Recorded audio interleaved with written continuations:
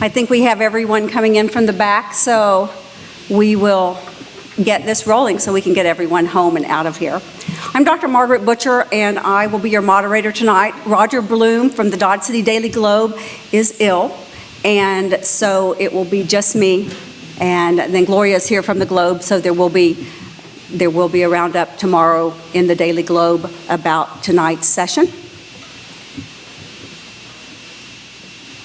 Tonight's forum is sponsored by Dodge City Area Chamber of Commerce, Dodge City Area Women's Chamber of Commerce, and I represent Rockingham Radio. Before we go, I would like to mention Danny Thomas is at a family function this evening, and he had pre-commitments, so he will not be joining us. And also, Jeremy Presley is in the midst of a medical situation, and if he has to get up and go, we will allow him to do so. So just so you know that that might happen. He hopes it will not. So here are our rules of engagement this evening. The timers are seated in the second row right in front of you, so hopefully you can see them okay. The introductory comments will be 1 minute apiece. And we have no surrogates tonight, so formal questions will be 2 minutes apiece. And then we will be taking questions from the audience. I have some up here already, but if you have questions and you want to have the opportunity that they will be asked, there are people in the back, Debbie and Jeannie, who will be happy to give you a card and a pen, and just raise your hand and they will come and get you the card, and you can pass them back and they will pass that to me. We will go through approximately 4 questions depending on time and see how many other questions we can get at the end. So are there any questions from the panelists, from the candidates? Everybody's okay? All right, then we'll begin. The first question will start with Jeremy Presley, and we'll work our way down, and they are in random order. They drew numbers out of a hat, so that is how we determined that. So the first question is, I guess we better do openings before we go to questions. I'm ready to get going. So we will start with Jeremy Presley. My apologies. Good evening, everyone. I'm Jeremy Presley. Want to thank everyone for coming out, most importantly the Chamber and the Women's Chamber for putting this forum together and bringing us all together tonight. Really appreciate all of everyone that's in attendance, especially coming out in slightly inclement weather. Let's hope it holds together and we're all okay. As Margaret said, I do apologize ahead of time if I do have to step away, but I do want to thank everyone for coming tonight. I hope we can have a good conversation and learning for all of us. I think we have a lot of directions to go. We had an excellent board meeting last night for anyone that was there, and for those who weren't, I hope you hear about it or talk to us about it. Some of the best reports I've heard in the year and a half I've been on the board, and I'm excited about all the things that we learned about last night, and I hope to keep hearing such great things, and that's why I continue to want to be on this board and be part of it for our community. This is an invaluable resource and one that I don't take lightly. I really appreciate everyone else coming out because I know you all take it very seriously or you wouldn't be here tonight. And so thank you again. Mr. Dole. My name is Gene Dole. I'm recently retired and have been in the community for 13 years. One of the major reasons for running, in my experience, I've found that working in cooperation, working in a single team toward multiple goals allows you to accomplish a lot of positive and good things. From what I've seen, the college here is a real resource to the community. As the world around us changes and as things that we can't control put roadblocks in our way, I feel that we can, if we work as a community and as a college, we will be able to weather whatever storms come up and be more productive and be a force that's going to help both the students, the faculty, and the community. My name is Terry Malone, and I have lived in Dodge City since 1975 and practiced law. I am married to Gretchen Ripple, and I have had the privilege of serving 16 years on the Board of Trustees for our college. It is a high honor to be elected to such a position of trust by those who own the college. With the position of trustee comes high expectations. And the trustee is expected to safeguard the college and protect the owner's $165 million investment made over the last 80 years, is expected to use the owner's tax money wisely, and is expected to provide a high quality of education and training at an affordable cost to the people of Ford County. This last year, Dodge City Community College was placed in jeopardy through an attempted takeover by Ford Hayes. It's still in jeopardy. It's not a dead issue. If elected, you can trust me not to dissolve the college. Mr. Hammond? My name is Bill Hammond. I have served as the Chief Business Officer at two different community colleges. I was 7 years at Highland Community College. Highland had the lowest assessed valuation of any of the 19 community colleges to work with, so it was always a challenge because we had to be very conscious of our one county taxing district, but we had a 7.5 county service area, so that was always an interesting challenge to work with. Thought we did a pretty good job of that. I believe in the community colleges. I think the community colleges are, as I've said before, really the statue of liberty of higher education, because we don't care who you are when you come to a community college. Don't care if you're rich, poor, whether you're a PhD coming back to take a computer class, or you're somebody who maybe needs some ESL language courses or some developmental courses to make your opportunities happen. So anyway, that's my goal, is to keep the community college strong. I will not dissolve it. I will keep that as a base, and I believe we can grow from that position. Again, Bill Hammond, appreciate you being here, and thank you for the sponsors of this program. Ms. Hampton? Thank you for sponsoring the forum, and thank you for all of you who came. I'm Florestine Hampton.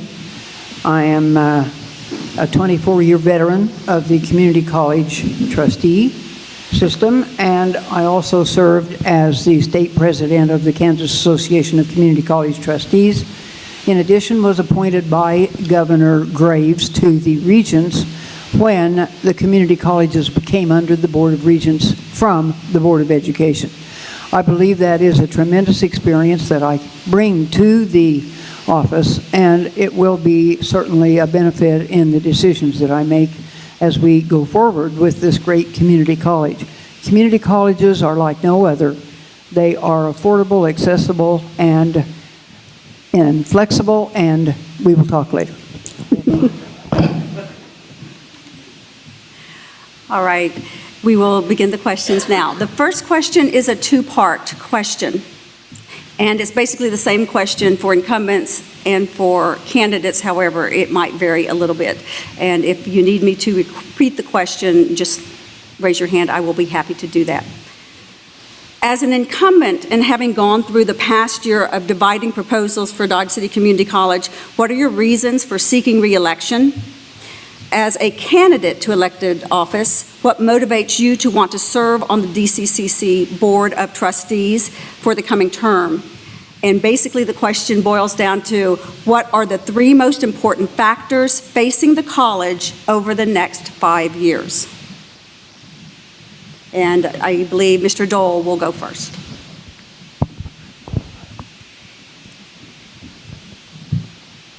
I saw how the community was divided with the issues that have happened over the past year, and I feel that that's a major problem for the community and the college. And my work experience is centered around building consensus and building efficient programs and systems.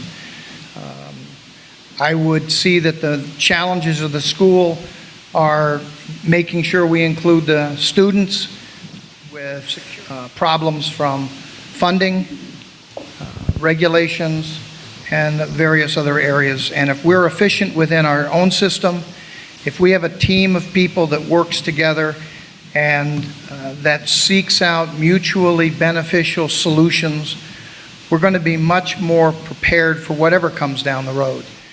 I think that we need to have positive attitudes. We need to look at things from a constructive standpoint, not point fingers or look at red herrings. Thank you. Mr. Malone? Yes. My reason for seeking office is fairly simple. I believe that the college is the most important educational institution in the county, and its importance to our area is unquestioned. And it was in jeopardy, as it is still in jeopardy. There is no such thing as a red herring on this. Fort Hays wants our college, and they're waiting for this election in hopes of getting it if they get the right people elected. I think that their handling of, Fort Hays' handling of this matter was done poorly, behind closed doors, and I blame them for the division that exists in this college, or in this town, because in our community, because of the way they handled this matter. And I think that the factors, three most important factors, would be funding for the college. We know that the state is in not good shape, so we can't expect an increase in aid from the state in any fashion. We're going to have to watch our tax dollars closely, and we're going to have to create opportunities for more students to come into our college. One of those things we need to do is work with the other 19 colleges to get the state legislature to return the out-county district tuition, so that the 87 counties that are now getting a free ride will once again pay their fair share of this, of our educating their children. And I think we need to open the doors for more of our residents. We need to make sure that we get every resident in Ford County enrolled who wants to be enrolled. I will also ask that before we go on that you do silence your phones, please. Mr. Hammond. Would you reread the I will do that. We're thinking about 4 parts of this, so I'm going to get them all. As a newcomer to elected office, what motivates you to want to serve on the Dodge City Community College Board of Trustees for the coming term? What are the 3 most important factors facing the college over the next 5 years? Thank you. You're welcome. Item 1, the reason I'm running for the board. Oh, thank you, Terry. Keep me in the mic. Item 1, the reason I'm running for the board is I have a passion for community colleges and what it can do for the community. Community colleges are an opportunity that a lot of young people would not have if they don't have the affordable place to start their college career. And when we talk community colleges, it's not like the old JCs, junior colleges, that only offer academic programs, but they're colleges that offer both technical and academic programs. So there should be something for everyone there. And that's the #1 reason that I'm running. I see the 3 things that, if you would, the threats. 1 is to maintain good quality faculty, especially in the technical ed area. It's hard to get good technical ed faculty. It's been a challenge for decades in colleges. Good financial management is going to be a challenge for this community college and everyone. And I happen to think they've done a pretty good job. When you look at the air program that they have with the helicopters and so forth that may bring in up to $1 million this year net, that helps the college and that makes the difference. And the third thing that I think we have a constant battle with is affordability. Folks, we can't price higher ed out of the ability of our students to afford. We have to keep our college affordable. So those 3 things have to be balanced, and remember that the community college is for everyone. I think we need to keep it local, we need to keep control local, and that's why I'm running for the board of this community college. Ms. Hampton, do you need the question? No, that's fine, thank you. I've already stated that I feel that my years of experience are definitely an asset and will continue to be an asset for the board, and experience is a good teacher. As far as the 3 most important factors facing the college over the next 4 or 5 years, there is no doubt that it's the same old bugaboo of funding. We've not been funded well by the state, and it's not that we can't survive without that, because we are affordable, but it is that we could do a lot of things for the students that we have had to find other ways of doing. The second thing is change. The change is continuous, and meeting challenges, particularly in the technical field, And the third thing is providing the most productive learning atmosphere for students. This year and last year, when our students were the ones in the state and partly in the country who were into iPads in the classroom, that was an innovative step on our part and certainly was a move toward the future. And I think we will continue to be on the cutting edge of technical changes that will lead us into student learning opportunities. Thank you.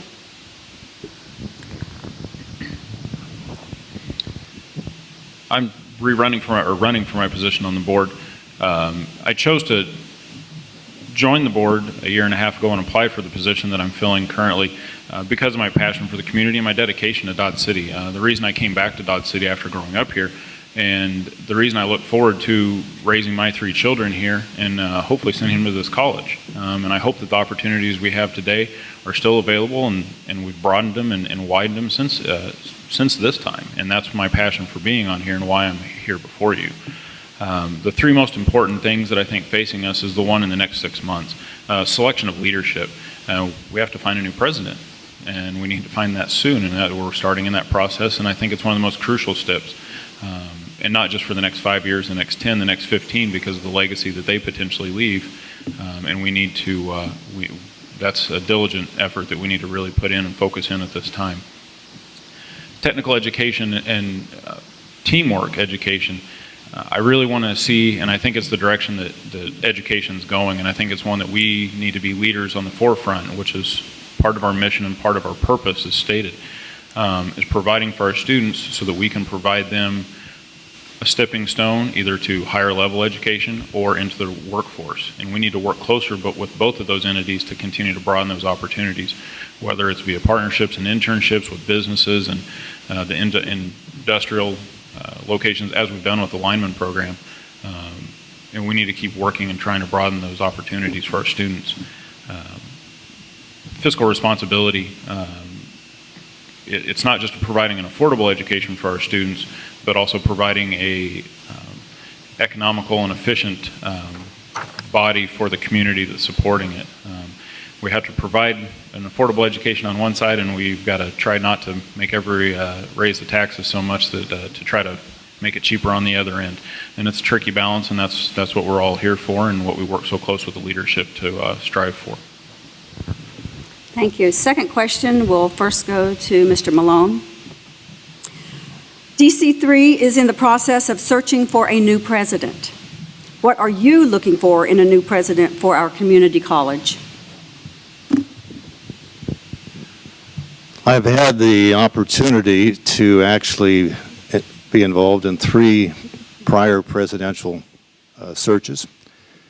And what I look for is someone who is going to fit well into the community, someone who values community college education, someone who values the fact that this is perhaps the only way that some students could ever get a chance at a higher education, so that we would look for ways for the president to look for ways for he or she to open the doors to our Ford County residents. I think that is the one thing that bothers me the most, is that our percentage of Ford County residents that attend the college should be higher.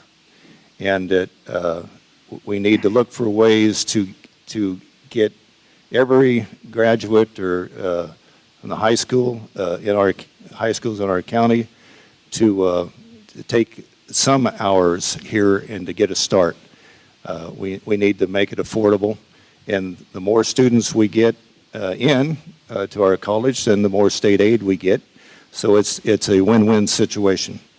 The president has to obviously work well with faculty and take direction from the board. The board only provides policies and direction for the president. We don't actually tell the president how to do the job. We give him or her the direction, And then our main job is to make sure that the president actually fulfills the policy mission that we Time. have given him. Thank you.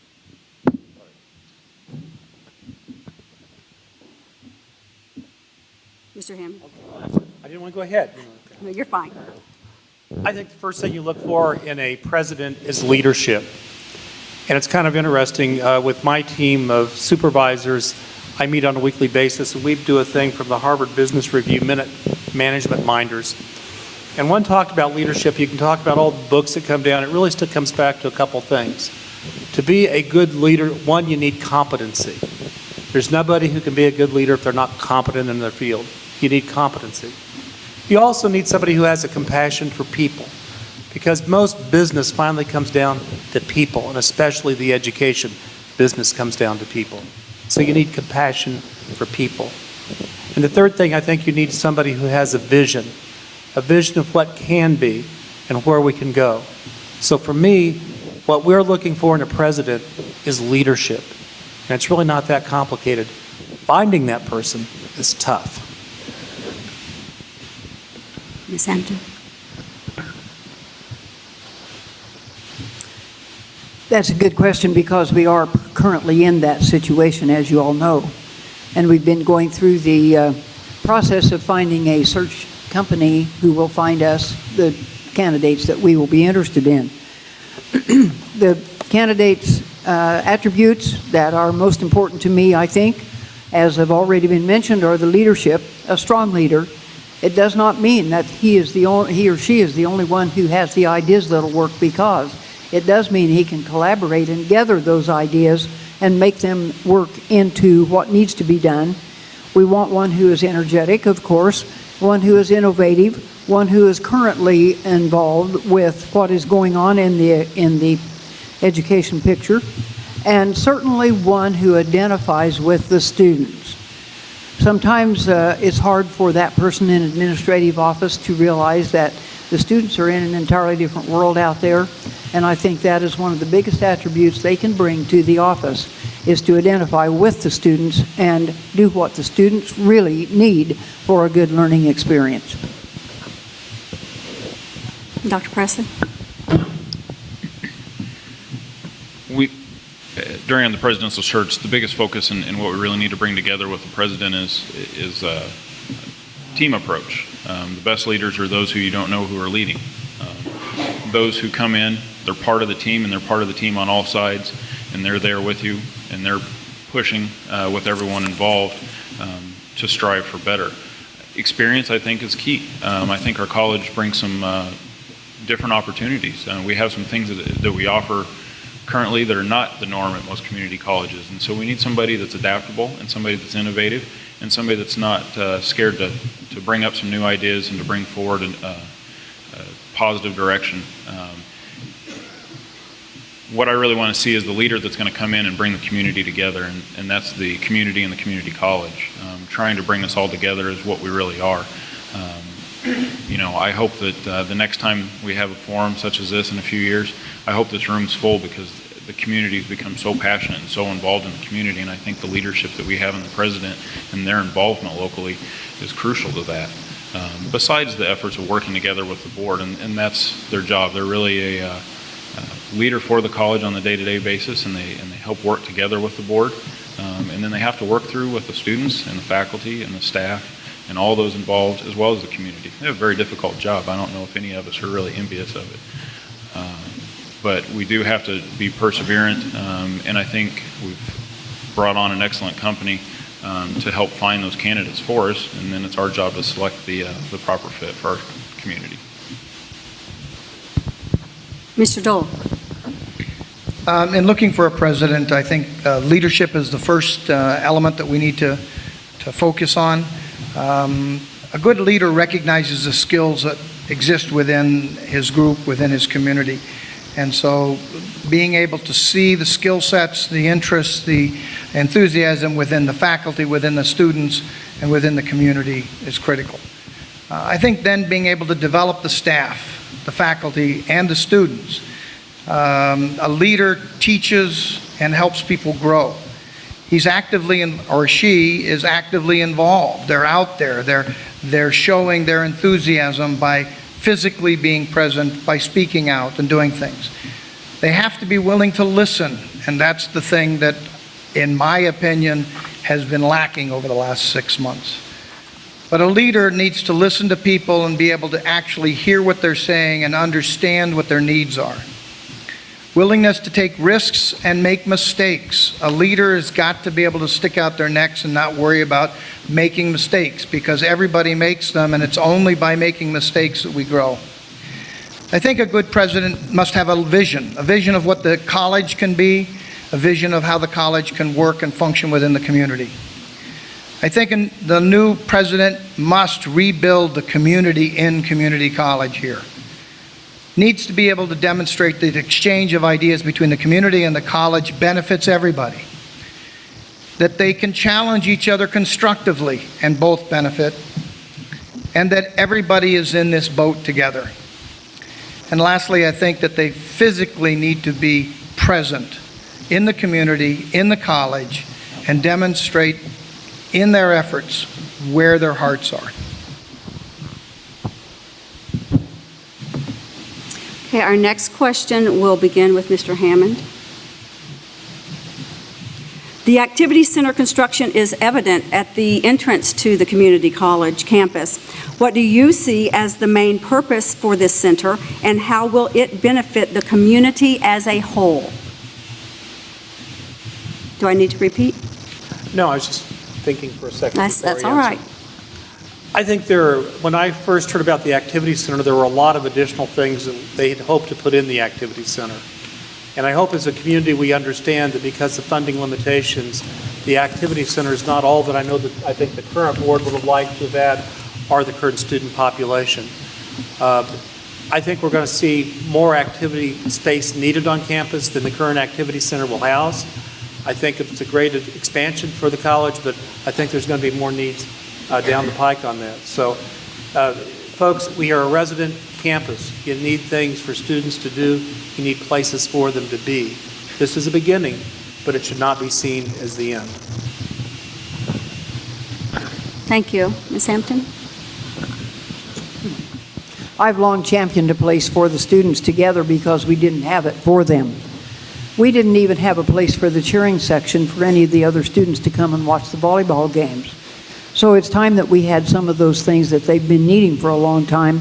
And there are other activities too, like intramurals and some of the activities that they will put together. It will be the student center.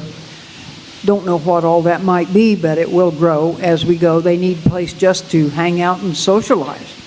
It will also be a thing for the community to be proud of. I expect that the community will use it, especially as a safe room if that bad possibility ever comes to pass, which we hope it doesn't.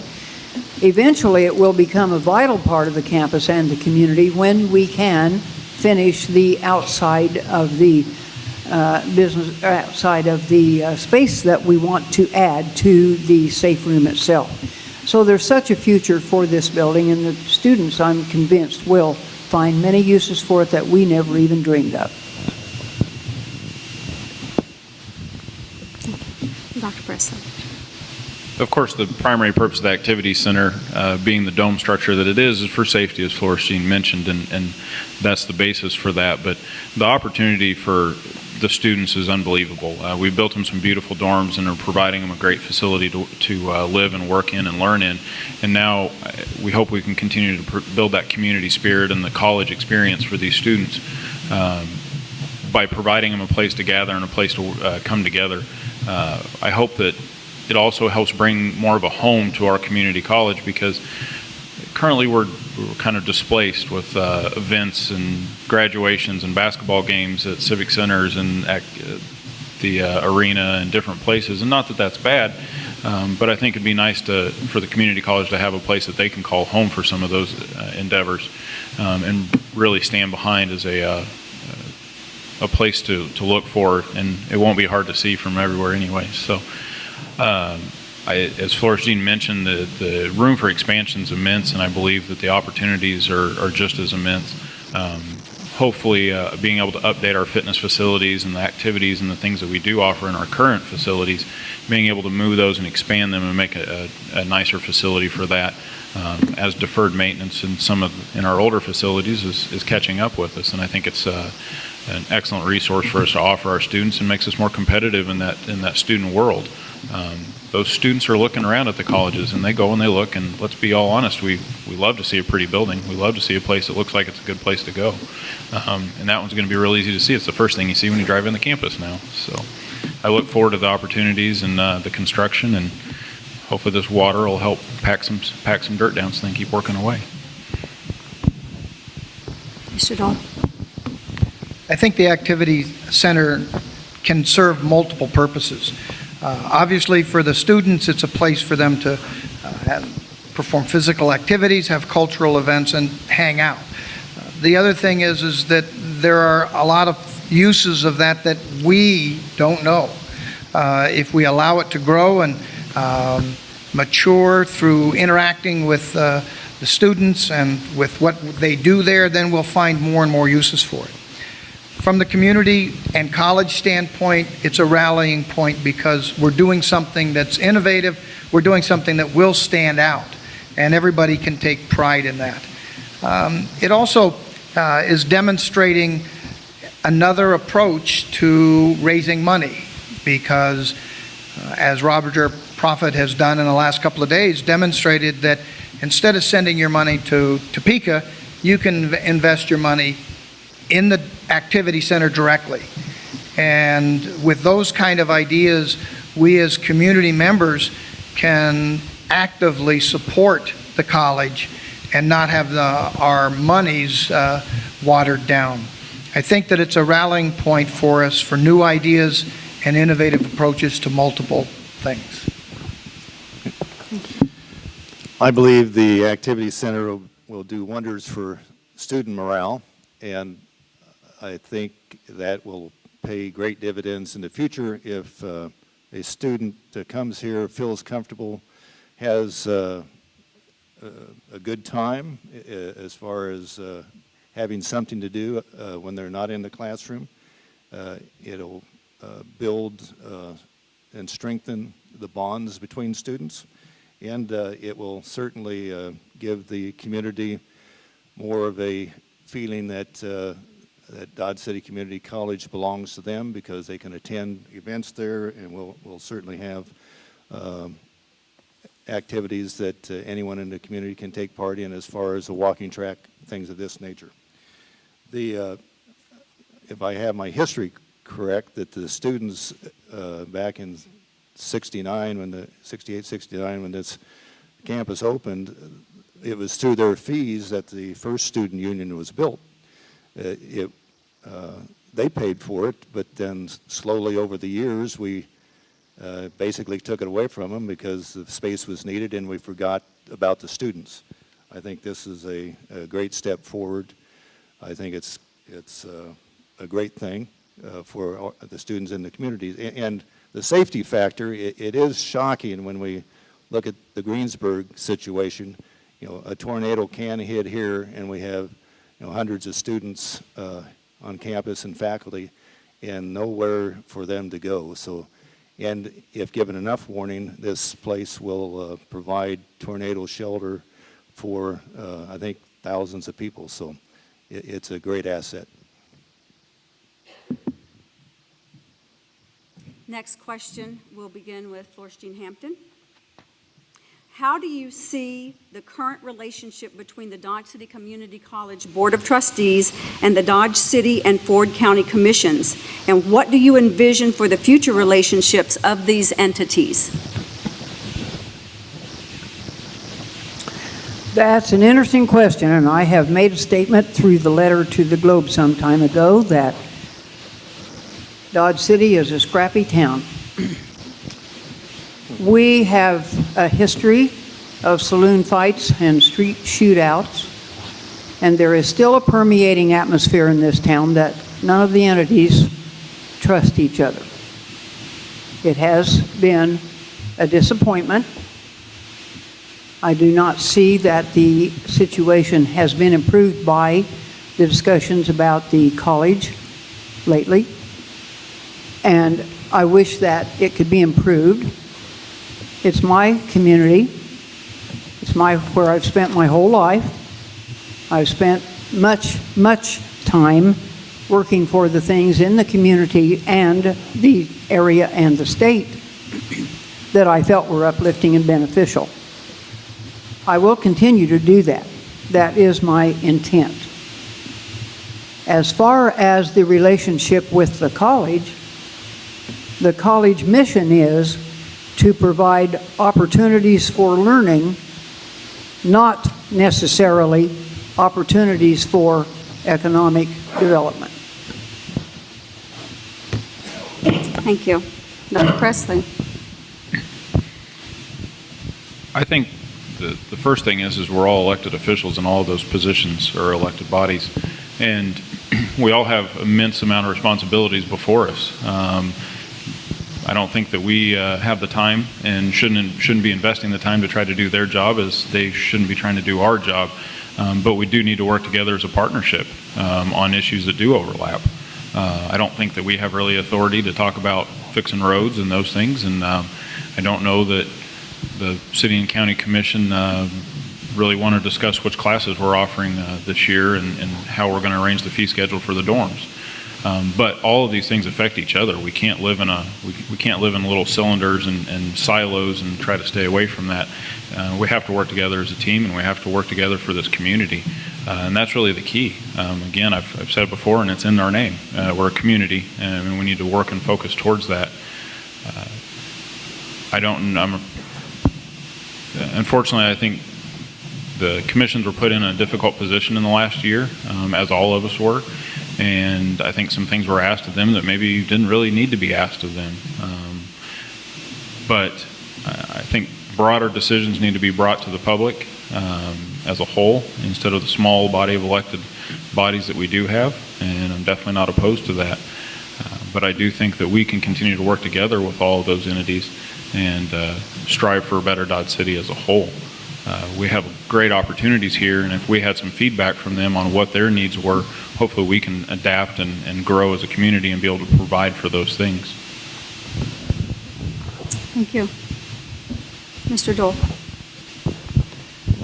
The trustees and the county commission are, as Dr. Presley said, independently elected bodies, but they are related. They're related because they're part of the same community, and as such really need to have a good synergism. They need to work together and strengthen each other. There need to be examples that the people can grab a hold of that demonstrate that the entities, whether it's the county or the city and the college, can all work together and benefit from. Shared projects, shared ideas. Example, as I mentioned before, is a fire tower. Have the fire program here at the college expanded by having the city, the county, and the college going together to build a tower, and then increase the experience and the training. The other thing is the SBA, the Small Business Association, and all around the country, a lot of these SBAs are associated with colleges. Well, that is economic development. And why is it in colleges? Why are they associated with colleges? Because that's where ideas are. If you look at the SBA that's in the Southwest Kansas, it's been associated with Garden City College. They're giving it up. Where are we going to get it? We're going to put it in the community here. Maybe it could be in the college, but the college can't reject the fact that business is associated with academics. And I think that by continuing to divide the two elements, they suffer. I think that we have to use ideas from both areas to grow the effectiveness of the long-term effectiveness of the college. Thank you. Mr. Malone? I certainly agree with Dr. Presley's statement that I think over this past year that the city and the county perhaps got involved in some situations with this merger or takeover that the city and the county should have stayed out of. There is some tension between the groups because of that. And there again, I lay that blame at the foot of Fort Hays and the way they handled the situation. I wish it hadn't happened, and I think it's going to take some time to heal those wounds. But my advice to any elected board is stay in your own yard, and you'll probably be better off. But I would suggest that there's plenty of things that we have worked together on over the past, and we'll continue to work together on. Things about the activity center that we should certainly work in cooperation with, and making sure that all the taxpayers that pay for all of these buildings, et cetera, have use for them, so that we don't duplicate things, and that our taxes are well used. I would suggest that perhaps we get together with the county and the city and the 443 and see what we can work on together, and for the betterment of our community. Thank you. Mr. Hammond. You know, a whole lot of years ago, more than I'd like to remember, I was a young guy graduating from seminary, and I got appointed to a 3-point charge, and I thought St. Joe, Missouri was a small town. I found out what small towns were. And I had a guy who kind of took me around, and he made the comment to me, he said, you know, good fences make good neighbors, and it took me a while to understand that. But it really did make sense in a rural community that folks didn't like somebody else's cows coming in their corn patch. And sometimes you need to have good fences to have good neighbors. And as a business officer, I've discovered over the years that if I stay out of some of the other areas in the institution that I'm working with, not that I won't give support, not that I won't collaborate, but I recognize what my job is and the other people's jobs there are, we get a lot more done and we're a lot more productive. So I guess my sense is, I kind of agree with those comments that have been stated. I think some groups in this town kind of overstepped a little bit. And as they back off, maybe we will have better relationships in the future. However, let me make another comment. Conflict is not always bad. Sometimes conflict, if it's handled correctly, openness, honestness, get the facts out there, it's good to have conflict. You may come up with much better solutions that serve everybody better. So I don't think we should always be afraid of conflict. Sometimes we need to have some to get the best solutions that are available. The next question, I believe we're ready for the 5th question. Let me go ahead now, and we will be taking audience questions after this question. I have a couple up here already, but if you have questions, you'll bring those down. Raise your hand, and Jeannie or Debbie will get those up here to me so I can consider those. All right, Dr. Presley, this one is for you. Growth at the community college level continues to rise, with state cuts and the rising costs of higher education seemingly on a collision course. What is your vision for the future of Dodge City Community College, and how will this vision be funded?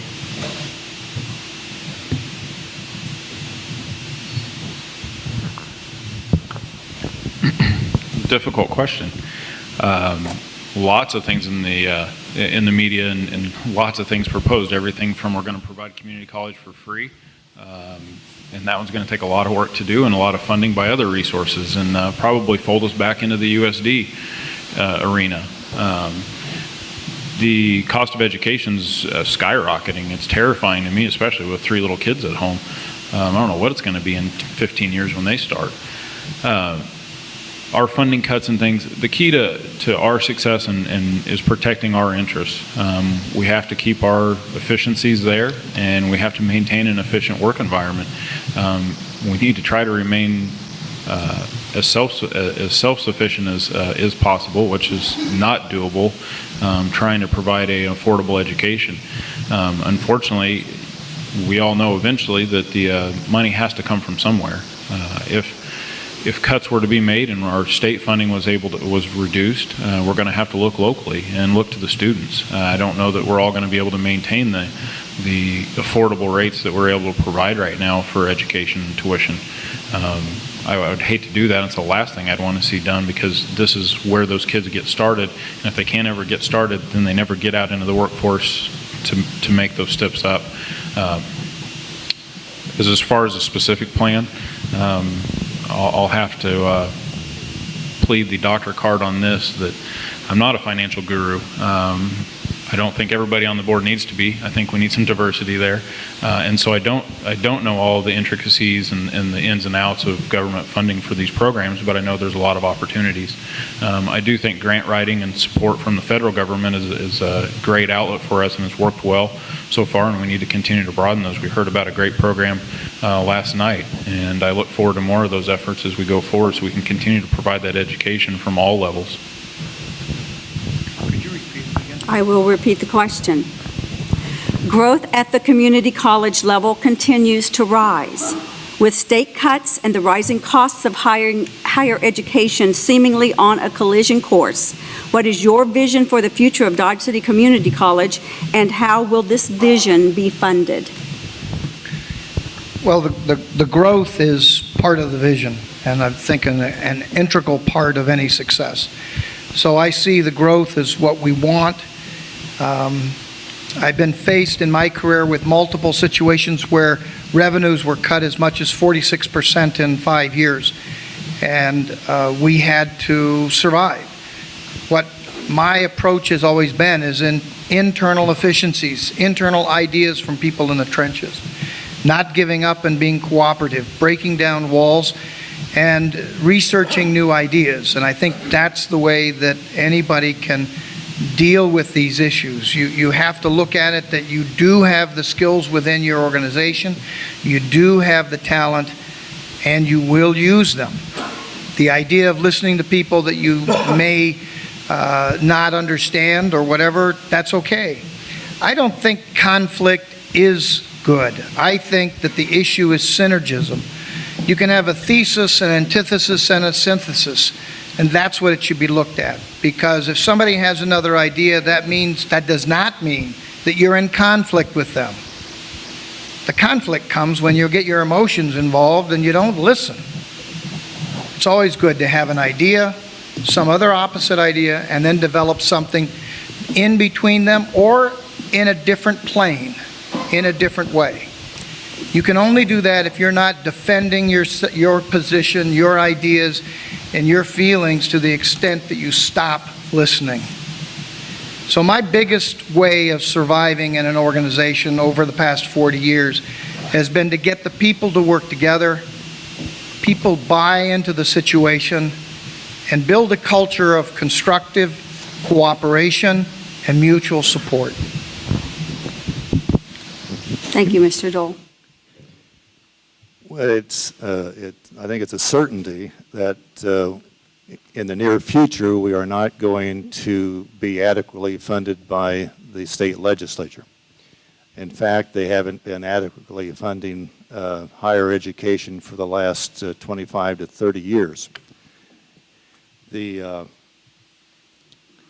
one thing that happened in 1999 was devastating to the community colleges, and that was when the legislature proposed that they promised us they would give us more state aid.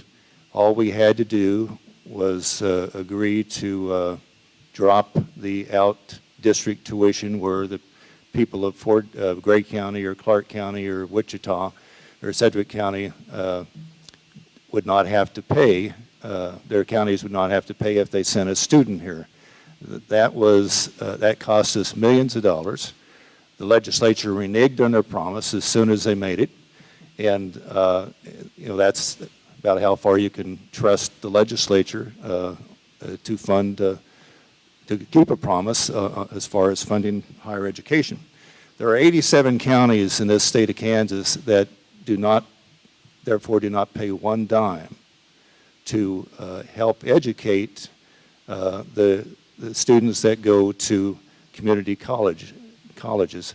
And there are thousands of students from those 87 counties that go to the 19 community colleges, yet they don't have to provide that. It's not a smart legislative move, but they felt that since there's only a few of us and a lot of them, they could do it, and they did do it. I think we need to do a better job of selling ourselves, and I think we need to get more of our own residents in our college. Thank you, Mr. Malone. I've lost my paper to see where we're going. Okay. I will do that. Growth at the community college level continues to rise, with state cuts and the rising costs of higher education seemingly on a collision course. What is your vision for the future of Dodge City Community College, and how will this vision be funded? I've been in education, financial management, if you will, for about 23 years now. About 14 years at the community college level and now going on 9-10 years at the USD level. There never seems to be enough money to do what we'd like to do as educators. We see kids with needs, young people with needs, and we want to meet every one of those needs, and we need to meet a lot of those needs. We constantly fight the battle of trying to have adequate funding to do the job that we need to do, and it's a sad situation when we have people unwilling to pay the price to get that done, because that's what the future of America is about. It's our kids. It's about helping kids grow up, get the skills for good jobs, but also get the skills to be good citizens and be a part of this society. There's some practical things you can do. You can do energy efficiency things in your buildings. I've done those at 3 or 4 campuses. You can watch your purchasing policies. You can go through and continually to evaluate what are the wants versus needs of programs. You can do program reviews. As every college knows, there's some things we need to add. Well, from time to time, there's some things that maybe aren't as critical or need to go away. But the bottom line is it takes good management, and I will commend the community college here for the flight program. To think of $1 million net coming to this community, that's huge, folks. That's good management. That's some good visioning. That's some good futures. But we need to put our students first, and we need to really evaluate what is needed for our students, and then you just got to fight every day to make it happen. And it's 1,000 small decisions. It's not one big decision. It's 1,000 small decisions that have to be made to make that happen. And by the way, I was at Highland Community College, which has the lowest assessed valuation of 19 community colleges. We had about midway in population, and we lowered taxes and made it happen. Ms. Hampton. That's a compound question. The first priority, I think, is that it become a student-oriented center. From there, the other situations will grow into compatible and supportive entities. We need to make partnerships with other community colleges and with other universities, because some of those are situations, are opportunities that we've overlooked that might be the answer to some of our real questions about funding. We need to build pride in our mission.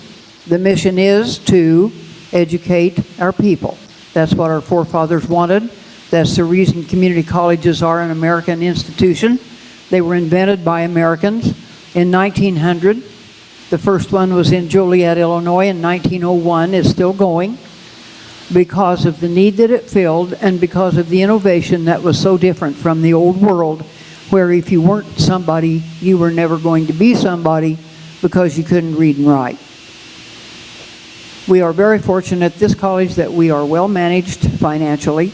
Our future is bright, even though it is going to require much innovation and, as I said before, partnerships. So it's a cooperative venture with not only everybody on our campus, but with other people who will be working with it. In the arts at the college level, like band, choir, theater, and what do you see for programs such as these of moving forward with the plans for the theater and fine arts remodel? and the additions based on the drawings that have been put forth in our community? And if so, how do you propose this project be funded? Do I need to repeat that? Yes? Oh, Am I up? yes. The question was, have you participated in art? Yes, did you participate in the arts in college? I am a music illiterate. I have a Bachelor of Science degree, not a Bachelor of Arts degree. I must admit that I don't know how to play the piano, but I love the arts.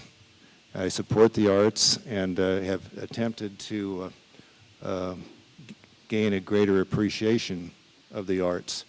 I think much more money should be spent in that area. It seems to get the short end of the stick in most situations, and there is so much to be learned that I think the arts are what make us human, and anything we can do to support the arts and music and providing a well-rounded education for the students to come here, we should do it. Matter of fact, I think it's our obligation. We should widen, I think the value of a college education is to widen one's horizon, expose them to different cultures, to different people, to different languages, things of this nature. So I would support fully more funding for that. Quite frankly, I don't know how we would do that, but there are ways. We have found ways to do funding for other things, and we should certainly focus more on the arts. Mr. Hammond. My undergraduate degree was in speech and theater. So yes, I participated in the arts. I really never wanted to be an actor.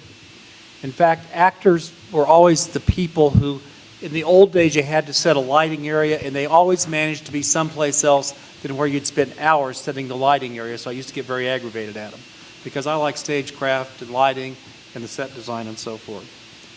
I have a Bachelor of Science in Speech and Theater, Secondary Ed, have a Master's of Divinity, and I also have a CPA certificate. So I've been around.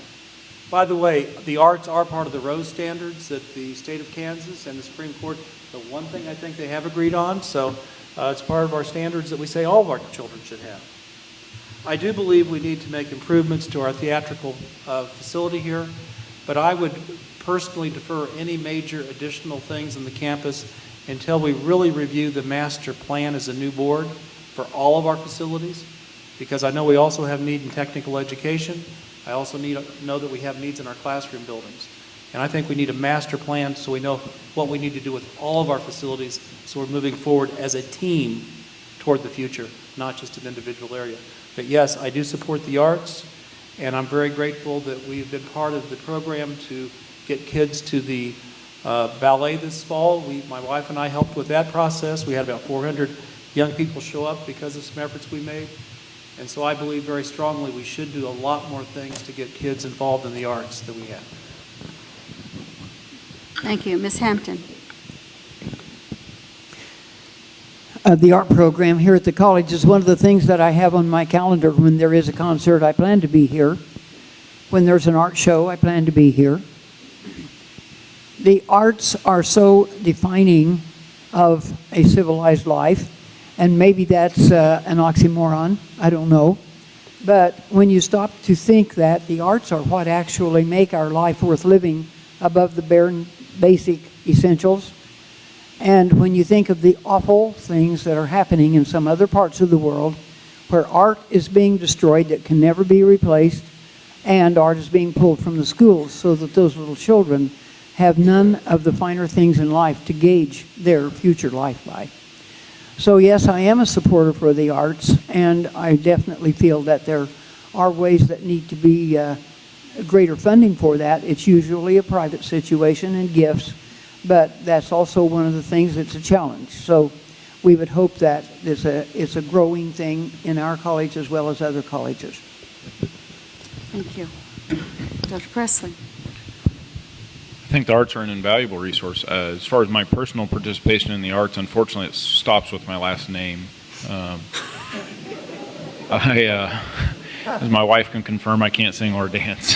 So, but just an unbelievable, and the opportunities that we already provide, and that I think looking forward that we're going to provide. Last night at our board meeting, we had an excellent presentation and about how the head of the arts program here is going to take a room, and I don't know if it's actually sitting here behind me somewhere, but I got the illusion that it was, to develop it into a recording studio, basically, to try to bring in more students, motivate more interest, motivate more free thinking and development, and teaching those students an opportunity that they're just not going to get at probably hardly any other community college in this state. I think it's a great idea, and that's going to be able to be done with not a lot of funding. And so I think there's opportunities there we can look for. As far as the opportunities for expansion and the big plan, yeah, it's going to come from fundraising, I think. That's going to be the primary source, and I think as funds are coming in, as there's been some endowments and some things that are getting set up, Mr. Profit's doing an outstanding job of raising money, and we discussed that last night. I think with his continued efforts, I think a lot of things are possible. I agree with Mr. Hammond that having a big scheme plan as far as where we're going to go with everything so that we can provide for all of the needs as best we can in a reasonable timeline as fast as we can. I think that's really where we're going to have to look for. If the opportunities are there, and as students graduate, we have to remember that they go on, they move on, and hopefully the next big actor, the next big actress comes from Dodge City, and that's the funding source we'll look back on. Maybe they'll come back and say, this is where I want to give my millions. Thank you. Mr. Dole? Music and fine art appreciation were a real passion of mine in college. I went to Case Western Reserve in Cleveland, Ohio, and on the campus was the Cleveland Museum of Art, the Cleveland Art Institute, the Cleveland Symphony, and those organizations, from my experience, opened my mind and understanding of other people's and other experiences. So from my perspective, I never got over that. That was one of the great things for me in college, and I think that it's a critical element in college education. Getting gifts to support it, that's a good idea. Making sure that it appeals to the population, trying new things, those are examples of artistic. Being creative is a wonderful gift, and it's one that we should foster in our interactions with people. Having a master plan, I think culture and art belong in that, but I think the part about it that becomes, that separates the wheat from the chaff is sticking to a plan, sticking your neck out and deciding that you're going to do that. A lot of people will talk about it, but when it comes down to fighting the fight, they give up. I would say that no, that's something that we can't give up, because like Florence Jean said, it's the part that separates us. It's the part that demonstrates we have value, and I think we have to have that. But we also need to stand up and take a stand with it and pay for it. Thank you. I think that was the last one for that question, correct? Mr. Malone, you started that group, right? All right, then Mr. Hammond, you will be the next one for the next question. What methods do you propose that we use to divide all available scholarship monies between athletic and non-athletic programs to provide financial aid opportunities to all students who apply and qualify? Do I need to repeat that? Okay, let me repeat that. What methods do you propose that we use to divide all available scholarship monies between athletic and non-athletic programs to provide financial aid opportunities to all students who apply and qualify? Financial aid is one of the toughest things to work with that you will find, because financial aid comes in a variety of sources. Financial aid can be federal programs such as Pell, SEOGs. Some students qualify, some don't. You have scholarships sometimes that are directed towards certain majors. Maybe you have scholarships for music majors available. I've been at institutions where there's scholarships, but we can't find students to take the scholarships because people aren't particularly interested in a given program. So you have to look at both what's available not only institutionally, but also within your community, maybe from the community foundation, other groups, and you really do need to develop a plan. I think to sit here without having fully studied that, I'd be somewhat foolhardy to say, I know the exact answer on how to divide that today. As a board member, I would definitely be willing to study it, look at it, ask for reports from administration, but instantly just to come up with an answer, would not do that because I've been through those discussions before. You need a lot of information to make good decisions, and you don't want to do it wrong. You want to do it right so you can be fair to all students. Thank you. Ms. Hampton. I agree that's a very difficult situation, and as far as athletics go, much of that is controlled by conference rules. So it isn't always that you'd like to give this kid a scholarship. It might be that he really isn't eligible under those conference rules. Academic is different than athletic, and there are so many facets of all of those situations right now. In this college, there is a study being done about who is going to get what scholarships and how much of our budget is going to go for scholarships. It's been a situation where the Endowment Association raised money for scholarships. Some of them were so specified that there was nobody that could use them, as Bill said. And there are, it's a shame when there is some money sitting there that can't be used. Anyway, it's a big situation. There is no simple answer. That would need to be a definite study. And I'm not smart enough to come off the top of my head with the right answers. Thank you. Dr. Presley. I think last night at our board meeting, again, I feel like I'm giving everybody a Cliff Notes version. We actually voted on the division of the scholarships for the upcoming year and the proposal prepared by the financial aid staff here at the college, and I think they did an excellent job of trying to equalize and provide for all that we can. And I think the key to that question being the people who qualify. We're maintaining standards, and I think that's absolutely important. We reward behavior, we reward success, and I think continuing that's absolutely important. I will have to join everyone else in saying too, yeah, I don't have the answer right now. I'd have to study that a lot more as far as what other options would be available. But I do think the financial aid office that we have currently is doing an outstanding job. I think on that, not only is providing the scholarships up front, but for the parts that can't be provided and the costs that have to be borrowed, I think the financial aid office has implemented some outstanding systems in the last year that's reduced the debt load of those students astronomically, and is providing much better education for them. I know when I went into college, I got a stack of papers handed to me and they said sign here, and I still am making checks to that now every month. And so I think the more education we can provide these young students, they're 18 years old, and some of them maybe haven't even made a car payment before, and now they're signing their lives away. And I think we really need to focus on that up front. If we can't provide all of the scholarship for them, then we need to provide them the education to educate themselves wisely and fiscally responsible. Thank you. Mr. Dole. I think that the method of dividing athletics and non-athletic scholarships is a reflection of the mission of the college and the culture of the college. And as such, comes out of the committees that reported last night, comes out of the ideas that people have within the school, and also from the people who donate. And so it becomes a synergism between these various elements. I think we need to tap into whatever resources are available, and from what I understand, the people doing the grants, doing the fundraising are doing a real good job at this point. The only thing that I would say is maybe looking into the community and finding out what the interests of various elements in the community are. There may be people who have a passion for something, and we haven't tapped into that. We haven't asked, what are your passions? What are your interests? What are you willing to give money for?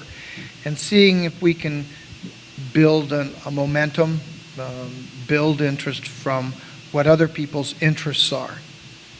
Thank you. Thank you. Mr. Malone. Many people may not realize that tax money cannot be, or public funds cannot be used to scholarship any student except those who reside or are residents of Ford County. The other scholarships that are granted for athletics or whatever either come from the Booster Club or from what we call non-public funds. The athletic program is at a cost of about $2 million, and the taxpayers pay about 80% of that in coaches' salaries, operation, transportation, et cetera. And this all dates back to the original Community College Act, where the legislature said you will not use public funds for scholarships to anybody but your own residents, and it'd take a couple hours to explain all that.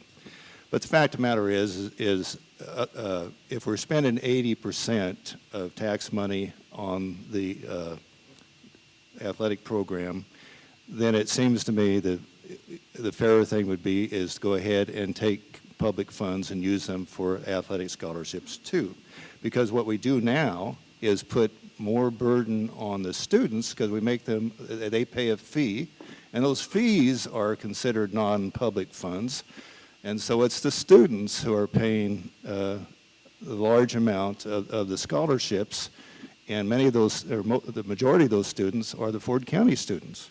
And it should be less expensive for them to go to their own college than it is for someone from Gray County or Sedgwick County to come here. So it is really a mess that has been taken care of in Texas and in Wyoming. I would hope that the legislature and the community colleges get together and figure this out so there can be equity and fairness to all students and scholarships.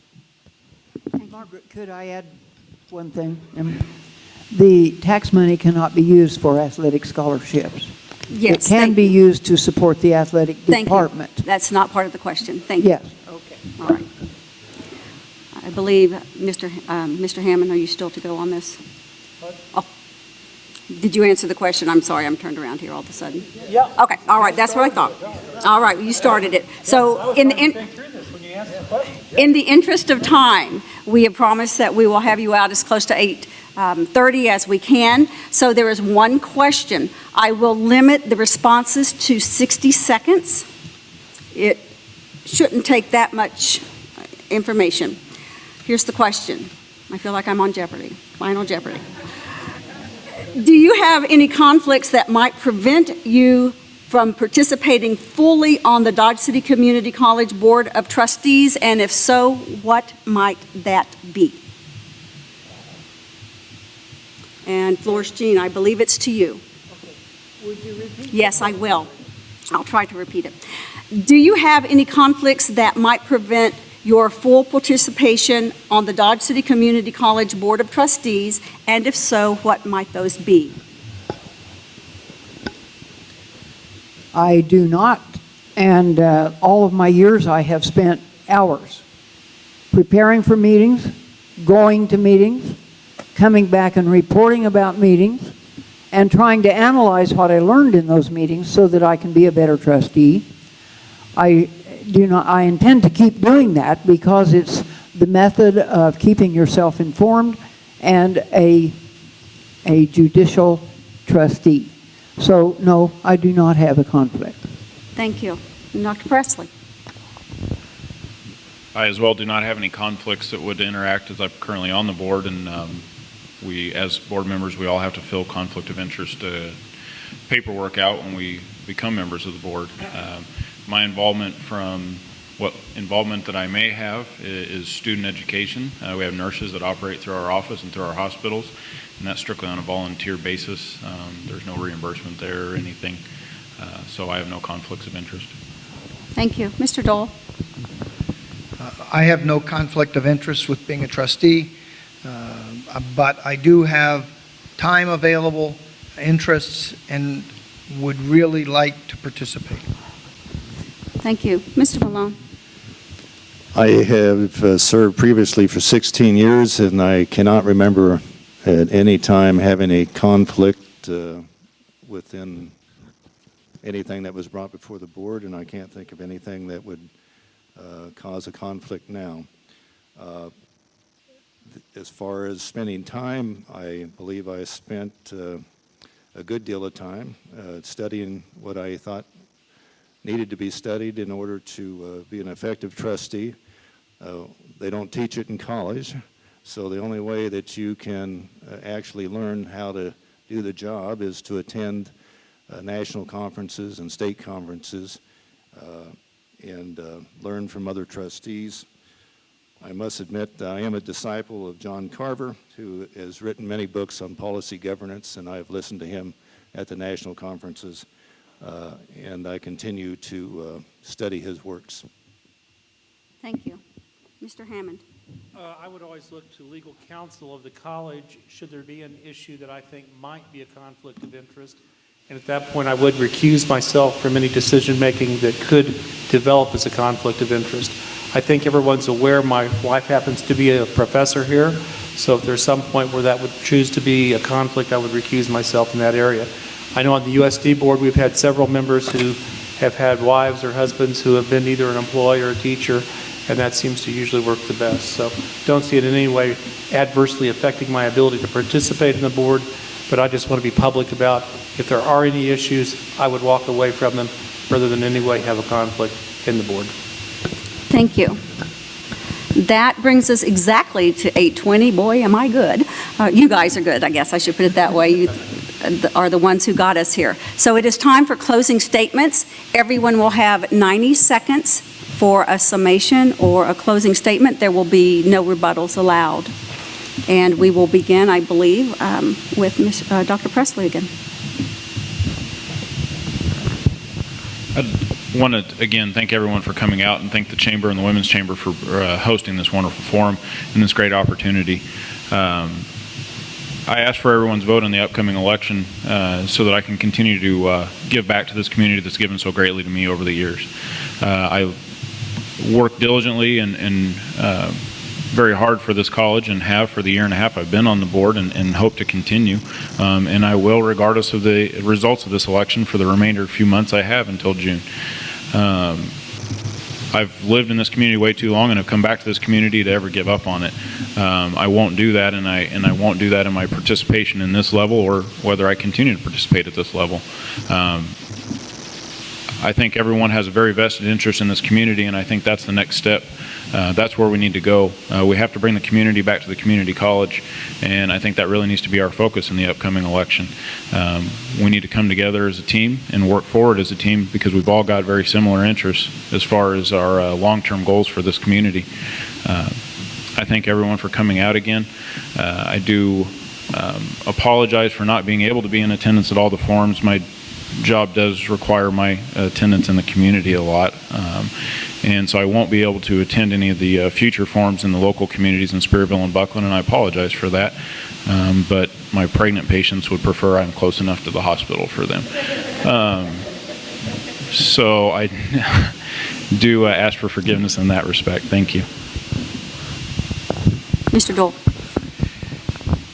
I chose to stay in Dodge after I retired because I like the community. I like the dynamics, I like our future, and I want to be part of it. I agree with Dr. Presley. We need to put the community back into community college and get cooperation between the various elements, both within the college and also between the college, the city, and the county.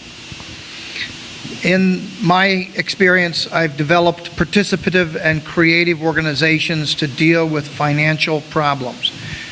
We've had significant downturns in finances, and what I was able to do is to work with the resources that I had to refine our abilities to solve problems, to be efficient, and to move ahead without compromising the quality of the patient care that was given, without compromising the employees, and doing things in a way that allowed people to feel that they were participating. And that's what I feel I can bring to this position, and I would really appreciate your vote on April 7th. Thank you. Mr. Malone. I also wish to thank all of you for coming out tonight, and to the Women's Chamber and Area Chamber for hosting this event. I am a believer that education is absolutely the key to everything, and a community college is invaluable to our community and to the other counties that have them in their communities. What we need to do is, I believe, and our mission should be, is to make sure that everyone in this county has an opportunity to get an education, to take classes, and to get at least 2 years of training and education. All of that will lead to a better job. As I said at the other forum, the GI Bill was, I think, the greatest deal in the world. It had the greatest impact on economic development and the lives of Americans, and what we did was enable affordable accessibility to the servicemen and women who had earned that right. So I hope that my experience would help me lead the college to a better community and to better education for everyone. Mr. Hammond. I know the value of community colleges to the community. I know its value in providing educational opportunities. I believe we must continue to expand the educational opportunities we offer students without sacrificing what we already have. I've been trying to get support for a region center in Southwest Kansas. And by the way, I'm going to say Southwest Kansas, not just Dodge City. We need to think regionally out here. We don't need to be in a silo. If we're going to be successful, it's going to take more than Dodge City. It's going to take a region. I believe in local control. The authority to run the college, hire staff, and levy taxes belong in Ford County. And I also believe that with Dodge City Community College as a strong foundation and a proud past of serving students, we can build an institution of higher learning and expanded academic and vocational opportunities for all of the area that we serve. I would appreciate your vote April 7th, and I believe you can now vote early also. Thank you so much. Ms. Hampton. As I've said, I've spent a big part of my life working to make educational opportunities available to all of those who wanted to take advantage of them, and also to help some take advantage who thought there were no ways they could do that. I'm convinced our community is better because of this community college. I'm convinced that it will remain a viable community and will be a better place to live because of the future of this community college. We can develop partnerships with other community colleges and other universities, and that will be how we will build to become second to none. Thank you. And with that, our questions are complete. I apologize, we did not get to all the audience questions. There were some good questions, but we just couldn't get to all of them. I thank you all for coming out this evening, and candidates, I appreciate your attending as well. We appreciate all of you being here tonight, and would like to remind you that voting will take place on April 7th, but advanced voting is available now. And if there are no other questions from the audience or comments, I thank you all, and you all as well. And on behalf of Dodge City Area Chamber of Commerce and the Dodge City Area Women's Chamber of Commerce, we thank you for coming out this evening, and wish you a safe trip home. Thank you.